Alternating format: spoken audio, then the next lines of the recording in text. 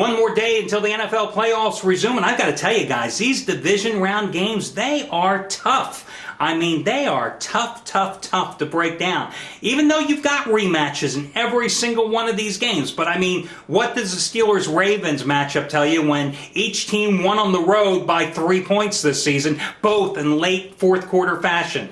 You know, Seattle wins 3 games the past 2 years on the road. Of course, one of them happens to be at Chicago earlier this year, and now the Bears, coming off a bye, are laying 10. Which way do you want to go there? Then you look at New England and New York. Which Jets team are you going to get? The one that dominated Tom Brady in week number 2 of the season, or the Jets team that had no answer for Brady and his 4 touchdown passes in the 45-3 romp that the Patriots rolled to in that Monday night game, which happened to be my biggest play of the season 6 weeks ago?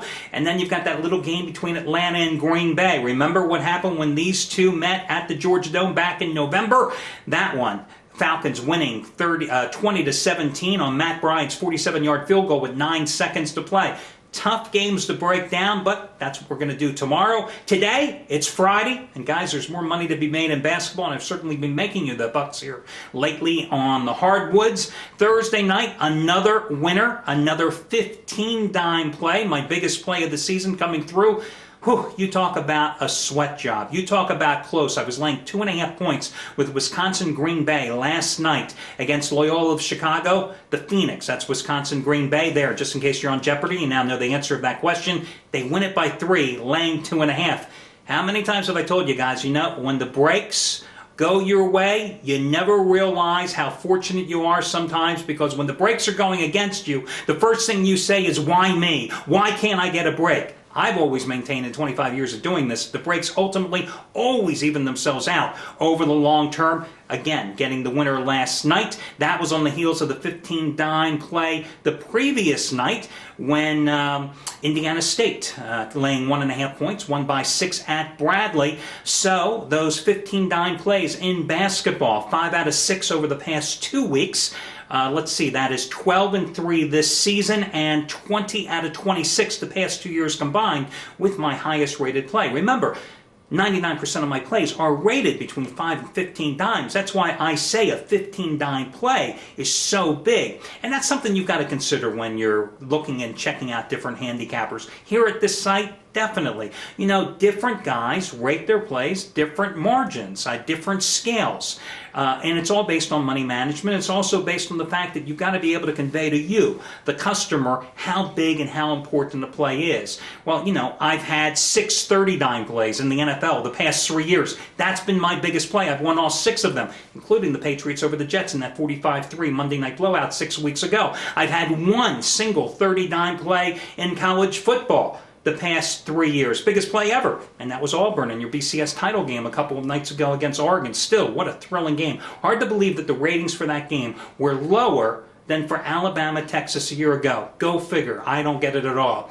But again, those 15-dime plays have been red hot, and they're the same 15-dime plays that in the NFL I'm 32-19-2 with the past 3 years combined. Also cashed in with another free winner last night for you on Utah State, getting the road win, laying 2.5 easily at Boise State, and that was on the heels of getting you San Diego State the night prior, getting the winning cover to remain undefeated at home against UNLV. Free play in the NBA coming up in just a moment. College basketball, it's a very limited card tonight, but the game that I like best is going to be your Detroit Mercy Butler contest. Now, Butler, yes, just coming off 2 big wins at home against Youngstown State and also against then previously undefeated in Horizon League play Cleveland State, but Butler has lost for last 2 games, real, true road games.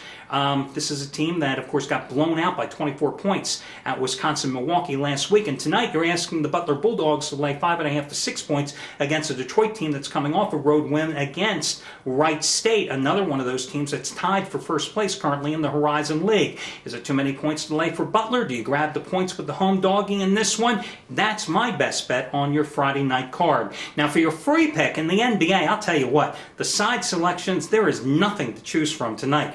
But the game that caught my eye was the total in the Knicks-Sacramento game. It's sitting about 217 to 218, depending on where you look.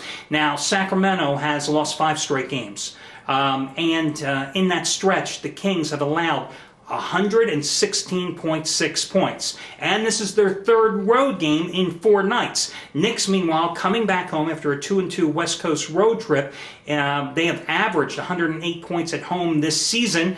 And they just gave up 131 points at Utah on Wednesday night. So you can see the logic of why Vegas has set the price of this one so high at 218. But I think this one stays under the posted price. And here's a couple of reasons why. First of all, the Knicks are going to be very motivated in this one after getting blown out in their last game against Utah, a game in which they gave up 131 points. You better bet your bottom dollar that Mike D'Antonio is going to want his team to play a little better defense here, since they played practically none against the Jazz on Wednesday night. Plus, the added motivation is the Kings have owned this series here at Madison Square Garden here of late. Forget about the fact that the Kings have lost, like 12 straight games on the road. They have won in each of their last 3 visits to the Garden against the Knicks. The Knicks have stayed under in 4 of their last 5 home games. They had stayed under the total in 4 of their previous 5 games before allowing 131 points to the Jazz in Salt Lake City on Wednesday night.